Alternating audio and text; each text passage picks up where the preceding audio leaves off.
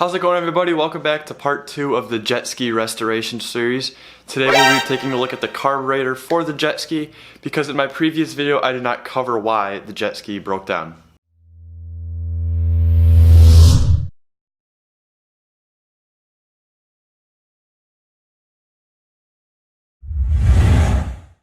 So as I covered the previous video, the piston for the third cylinder melted down, but I didn't explain why. So after I took the engine apart and I completely figured out what the issue was, I did a bunch of digging around on the internet, and I even started my own forum asking what could cause this.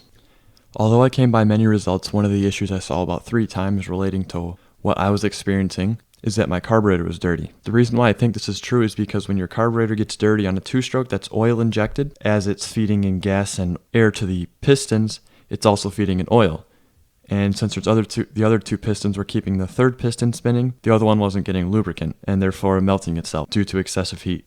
So now we will continue this series with cleaning off the carburetor as I wait for my new engine parts to come in. In my previous video I missed a few things. One of them was removing the cylinder core. There's just 4 screws on each side of this thing. I also didn't cover how to remove the carburetor rack, but that was just 6 nuts that came off and then the whole carburetor rack released. Removing the carburetors was actually a pretty hard job because for some reason my set didn't include a 12mm combination wrench, so I tried some other tools and a ratchet was not compatible, so I had to go out and buy a tool, which actually made it pretty easy to remove. And then for the exhaust manifold, that was also kind of a hard part to remove because I had to remove that before I could remove the cylinder core because somehow they hold each other on. And then these are also some harder screws to get to as they go towards the frame, which was kind of in the way, but luckily I was able to remove those just by hand. So now that I have the carburetors removed, I have this piece down here which holds all of them together. I need to take these carburetors off so I can access the sides of both of these and clean them. I also have these little rods which connect the carburetors together. This was a little hard to remove because I don't want to break the plastic pieces at the end. These are little plastic ball joints. I just used some needle nose pliers and I gently pried the piece off. Before I take these carbs off the piece that holds them in, I did label each carb so I know where to put it because they are on a pretty specific tune. I also labeled this piece on the bottom where there was a bare metal exposure and no paint, so now I'll know where to put these when I take them off. One of the things I want to be careful of is not putting pressure on the top of these carburetors so we don't damage the throttle bodies, but now we're going to go and take these apart.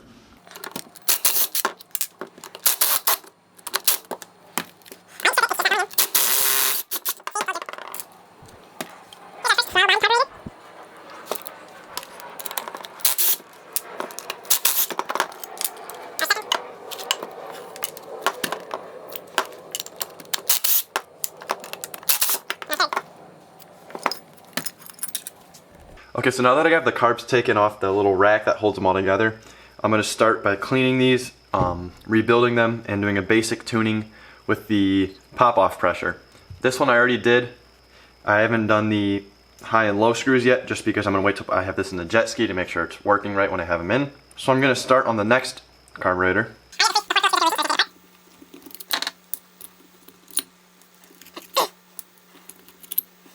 I'm just going to remove this cover. This is the side with the diaphragm.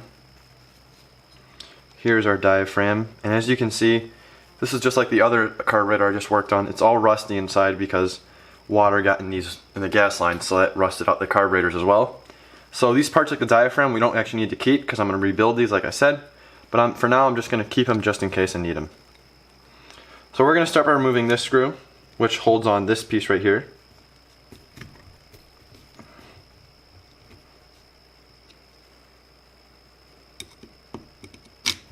There's a big layer of rust on these screws, which makes them hard to remove. But thankfully they're not completely stripping out, so that's good. And I did manage to get replacement screws for all these carburetors. They do not come with rebuild kits, but I will provide screw specs later on. I'm going to keep these screws too, just in case, but I will be throwing them out after. So now that that's taken out, we can remove this spring part right here. The rebuild kit also comes with new springs. But once again, I want to save these all just for reference when I rebuild it.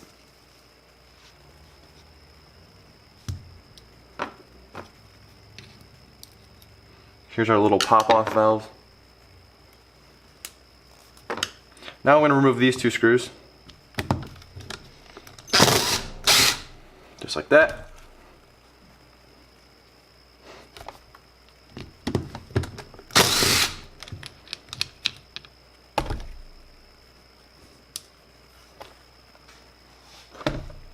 I'm going to remove this little cover,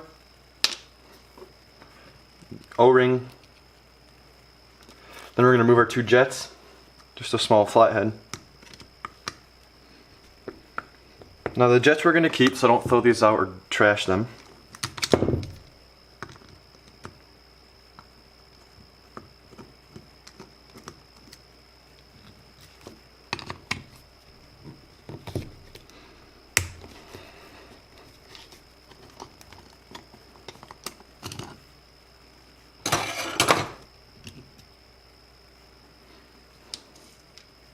Now that we have our jets removed, there's one more Phillips screw to remove, which is this one right here. Now on the first carburetor, the screw head actually stripped out, so I'm hoping I don't have to do that again. But what I did is I pounded a flathead screwdriver in there with a hammer. Because the head was so soft, it kind of just sat in there, and then I was able to churn it. Unfortunately, a Dremel won't work because it's just too tight of a space to cut it.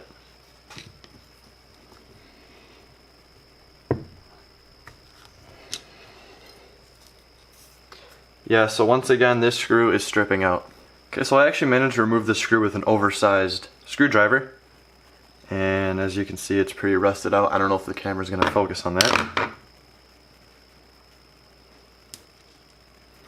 Now I'm gonna get needle nose pliers and I'm gonna pull this little jet out.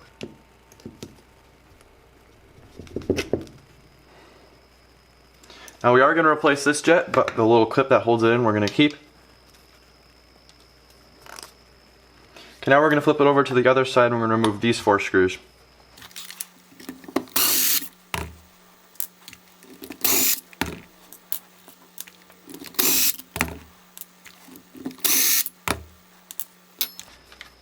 Now we're just going to remove this cover.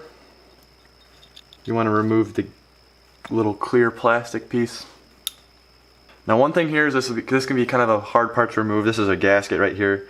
And these gaskets are on pretty tight. I like to replace it just to be safe, but this gasket is actually in pretty good condition, but I'm going to replace it anyways. Something I realized I did by mistake when I was taking apart the other carburetor, this is one I already rebuilt. These gaskets come in 2, and they are the same gaskets, but the way this is assembled, it only uses 1 gasket. So I'm going to remove this one real quick, so I don't have to make any mistakes. Then once again, I'm just going to take the clear piece and the gasket and put it back on. Alright, so I have the gasket completely removed. As you can see, I did a pretty good job. There really is no gasket residue left except for a tiny bit, which is a little hard to remove since he has little ridges. Kind of blocks me from getting my nails out there. I don't really want to use a razor blade because I don't want to scratch this. Alright, so the next thing I'm going to do is remove this O-ring right here. Use a small little flathead screwdriver. Just like that, the O-ring's been removed.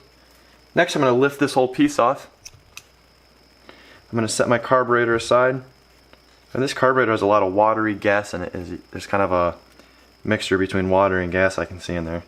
The next thing I'm going to do is I'm going to completely pull these 2 check valves out. They're held in by rubber grommets. All you do is you can take a little flathead screwdriver.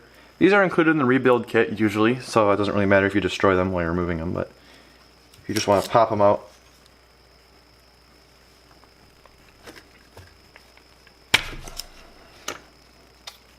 Before you do that, you also want to remove this O-ring, which is probably on here, and this little gasket, rubber gasket piece. Here's the little check valve. It's a little clear piece of plastic with a rubber grommet in the middle. I'm going to remove the other check valve.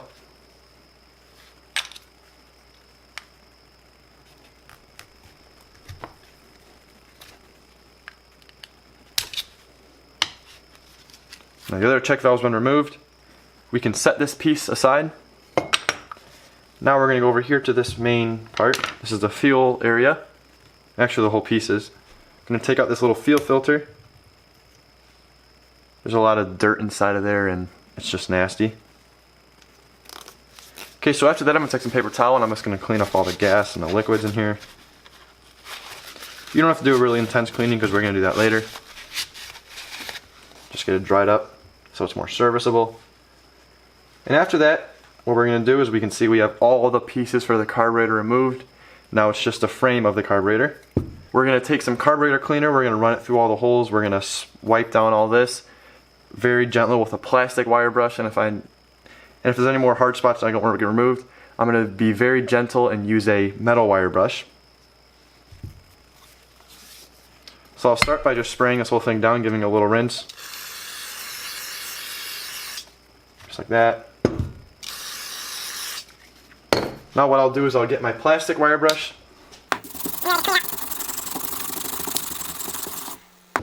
And the other side, I'm going to spray it again because this stuff evaporates pretty quick.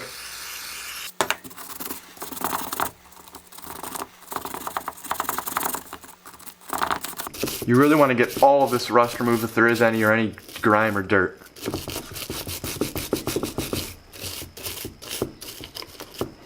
After that, I'm just going to give another rinse. We can really start to see the rust lift off.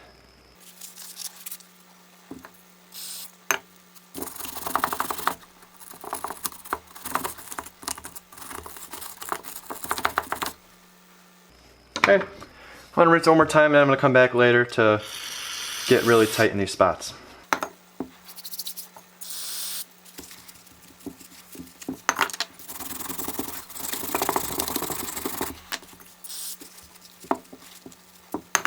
Okay, so right here there's a little bit piece of steel, I'm going to guess, and that rust isn't coming off, so we're going to get our metal wire brush. I'm going to be very delicate with it. I really don't want to score these surfaces, even though I'm going to have to do it a little bit.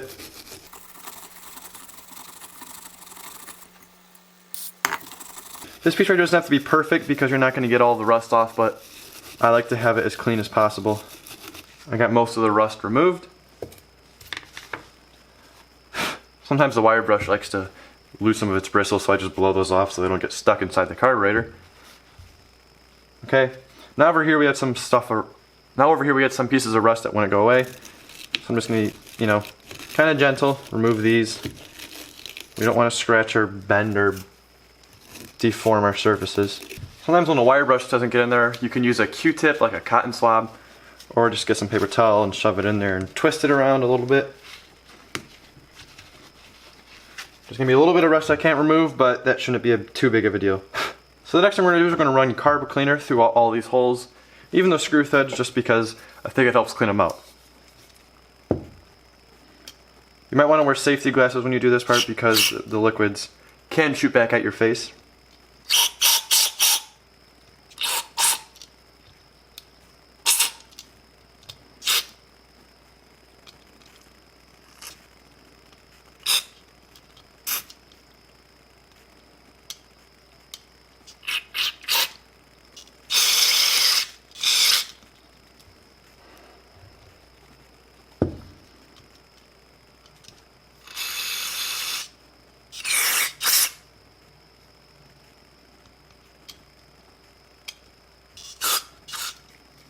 Okay, just like that, I've just kind of sprayed them, give it a basic rinse. I'm going to take this little piece right here. I'm also going to spray this.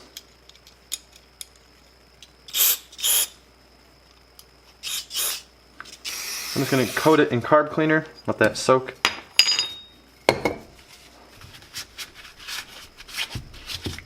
One more time, just spray this down and wipe anything off that has maybe come out of the jet holes and all that stuff. The next thing I'm going to do is I'm going to take some compressed air. I'm just going to spray it through all these holes and the carburetor itself just to get the rest of the carb cleaner evaporated and so I can get any remaining debris out.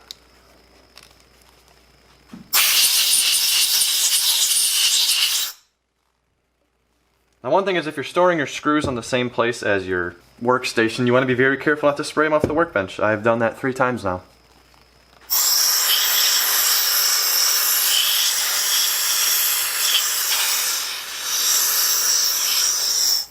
And just like that, we're ready to start reassembling. Okay, so now what we're going to do is we're going to take our needle and our seat, which is this piece right here. I just took this out of the new packaging. These are brand new pieces. You're going to want to replace these. I'm going to take the O-ring and I'm going to put it around the seat, just like that. And I'm going to take my needle, and there's this little clip. You're going to want to put that on the top of the needle. And one thing to note is, if you're not replacing your needle, you're going to want to look at the tip of it right here. And you're going to want to make sure it's very pointy and it's not like mushrooming where the tip is flat. So now what I'm going to do is I'm going to take my seat, I'm going to push that in here. Then what I'm going to do is I'm going to take some paper towel just to cushion it so I don't dent the metal. Just going to push that in really tight, just like that. Then I'm going to take my seat or my needle, I'm going to plop that right in there. So in the carburetor rebuild kit we get a bunch of different springs. The one I like to start with is the smallest spring, which would be the weakest one. Okay, because I've already rebuilt my carbs once, I'm actually going to start with the second weakest spring because I know this is probably where I want to start. So I'm going to put that in there. Then I'm going to take this little rocker piece, I don't know what this is called, and a dowel. We're going to slide these in. You're going to want to put this piece under the clip of your needle. Just want to hold it in like that. Then I also have a replacement screw I'm going to be putting in here. Okay, before we go any further, I'm just going to take this little clip which holds in the seat. We're going to coat it in carburetor cleaner. Going to get my wire brush. I'm going to start with a metal one this time because I know that this does not come off easy. I'm just going to clean it. Okay, so I got this piece looking nice and clean. Now we're just going to insert it into here. Just like that, and it'll hold in the seat. Okay, now I'm going to put this screw in. I'm going to put the little, this is the other screw for that holds in the clip. I'm going to push this piece down. One thing you want to do is you want to make sure the spring is on this little divot right here. That'll hold the spring in place and not in some other random spot. Just going to screw this in nice and tight. Going to make sure this functions properly. As you can see, when I push this down, the spring compresses and it pulls up the needle. That'll let gas in. Okay, so in this segment of the video, I test pop-off pressure of my rebuilt carburetor, and I am going to skip over this part in this video because I did make a few mistakes. One of them was I inserted my air inlet into the wrong hole, and the second one was that I used my own homemade version of a pop-off pressure tester, which didn't actually do the job properly. I went back into the jet ski later and rebuilt the carburetors once again with a genuine Mikuni kit. The one I was using was a cheap eBay one, and it didn't do the job because it was a bunch of vacuum leaks and stuff that caused the engine to rev up. When it didn't rev up, it would not run at all really bad, and it would really struggle going anywhere past 1/8 throttle. In the case that you're using this video as a tutorial, I will provide another link to another tutorial on how to do this made by SBT. It's very good and very instructive. Second of all, I will also post a link to the pop-off pressure tester that I bought later on, which you don't want to skip out on. This is a very crucial part, and this process is very crucial to the proper performance of your jet ski. After that, we are now ready to assemble our cleaned out carburetor. The first piece I'm going to grab is my fuel filter, which is just a replacement. I always recommend to replace these unless you can get all the dirt out, but it's better to replace them. So you're just going to slide that in this hole, like that. This is compressed down when you assemble this piece so that I don't think there is any O-ring or anything. After that, we're going to take our new O-ring. We're going to fit that in. Now we're going to assemble our new check valves. To assemble these check valves, you take one of these little clear pieces of plastic and you take one little rubber grommet. You're going to want to coat the grommet in a little bit of WD-40 or any other kind of oil. Just like that. This will make it easier to slide onto the valve. Then now we're just going to take this valve and we're just going to slide it onto this piece. Just like that. I don't know if it'll focus, but as you can see, that's on now. We're going to repeat the process on our second one. Now what we're going to do is we're going to insert these into this piece right here. So this residue really didn't come off, but that's probably not that big of a deal because there is really no gas flowing through these parts. So to put our check valves in, you're going to want to have this little piece that slides through. We're going to want to take it, and this flat end right here, we're going to want to insert it through this side. Then you're going to use your thumb to push it through, like that. Then I'm going to grab my other flathead screwdriver that I used to remove these, and I'm just going to push it through. I'm going to kind of assist it. I'm going to pull the pieces of rubber up, the grommets up. So I got my first one in, and I'm going to do the second one. I wish I could try to do this on camera, but they're such small pieces that it's really hard to show. But like I said, they just kind of slide in, and then I use a flathead screwdriver to pull it up a little bit very gently. You do not want to tear these because we really don't want to use the old ones as they can be kind of deteriorated. After that, we're going to get one of our new rubber gaskets. You want to compare this to your old one. These are the rubber pieces, so they shouldn't be torn. And the one I'm using has the smaller holes. Their other variant has bigger holes, but this one's for a different type of carburetor. So I'm going to align these notches right here. That's just going to slide in like that. It goes in like that. Then I'm going to take my new circle O-ring. I'm going to place that on here. Okay, so now I'm going to take this piece, this is the middle piece, I'm going to place it down just like that. We are going to start with the gasket. We're going to align it. Just like that, we're going to place that there. Then I'm going to place this piece here. I'm just going to want to place it on top of this piece. And you're going to want to gently take your screws and insert them into the holes so we can align the gaskets. You don't want to force them in, you kind of want to wiggle them around a little bit so you can get the gaskets in the proper place. If you force them down, you can puncture your gasket and ruin it.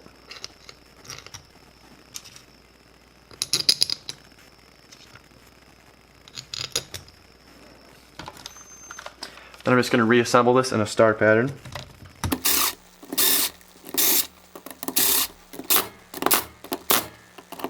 You don't want to over tighten these. Now flip it around. And we're going to start assembling this side. So now what we're going to do is we're going to take our two jets, our high and our lows, we're going to clean these out. Once again with carburetor cleaner, just spray some through. I'm just going to insert it into here.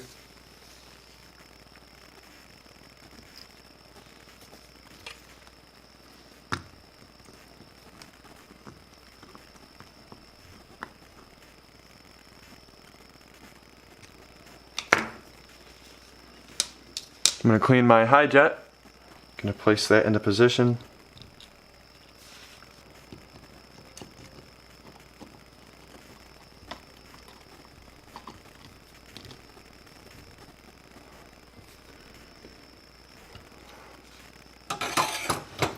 After that's been assembled, we are going to get our new O-ring. I'm going to place that in here. Okay, I'm going to set the carburetor aside. And then we're going to take our block right here. We're going to clean it off. And then we're going to put a new check valve on here too.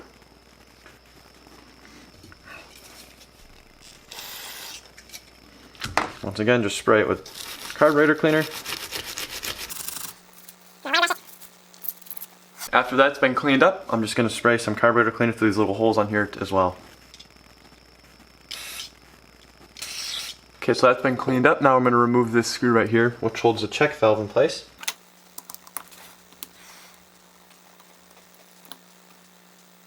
There's a little piece along with the screw that holds the check valve in place. We're going to want to wire brush that and clean that too. I'm also going to gently wire brush the top of this screw as it does have some corrosion on it as well. So now what I'm going to do is I'm going to take our little piece that holds the check valve in place. I'm going to align that with the check valve. It's got a hole in it so that it holds it in place. I'm going to place it in here. Then I'm going to get our screw. Be very careful inserting this because I don't want to damage this check valve. And just like that, I'm going to screw this piece in too.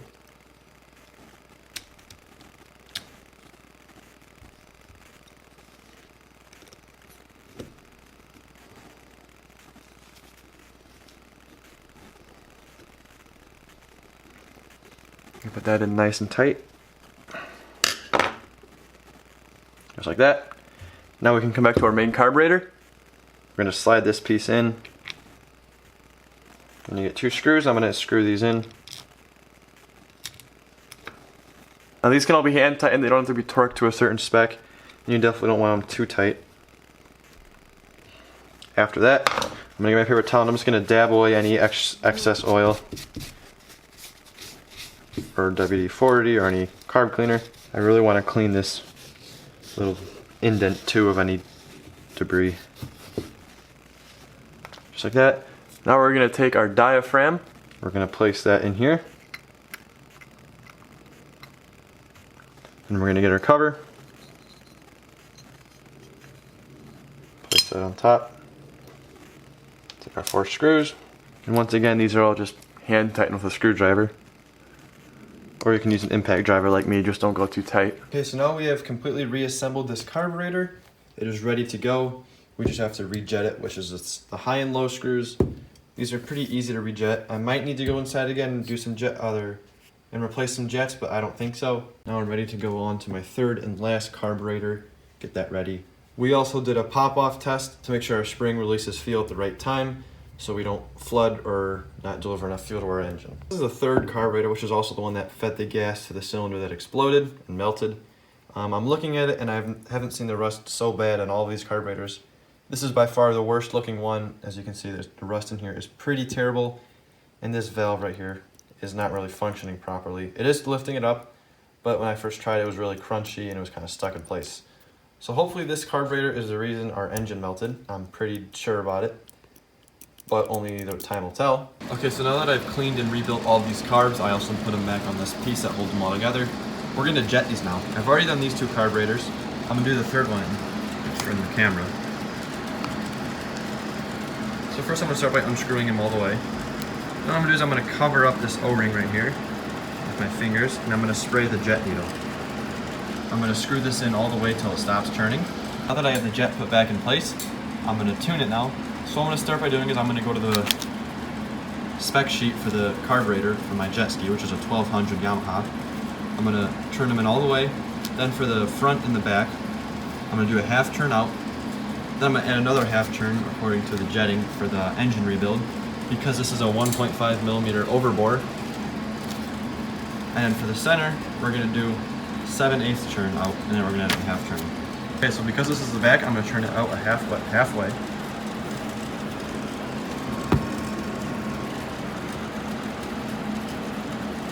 Just like that, and then I'm gonna add another half turn because of the jetting. And there you go. That's how you jet your carbs.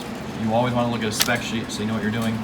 If in the case it doesn't run right, you always want to do a little bit more. You want to tighten it a little bit more or loosen a little bit more, depending on whether your engine's running lean or rich. For our low speed needles, these are also covered on the spec sheet. There's different turns. We're going to do 1 1/4 for this middle and the center, or for the front and the center, and we're going to do a 1 1/8 turn for the back. Okay, so just like that, I have the high and low speed screws jetted. One thing to keep in mind when you're looking at your spec sheet, M stands for front, C stands for center, and P, or PTO, stands for rear. I'm now ready to put the carburetors back in the ski and start rebuilding the engine. Hope you all enjoyed this video. Until next time, this has been Life of Aiden. I'll see you in the next video where we'll be rebuilding the jet ski. Thanks for watching.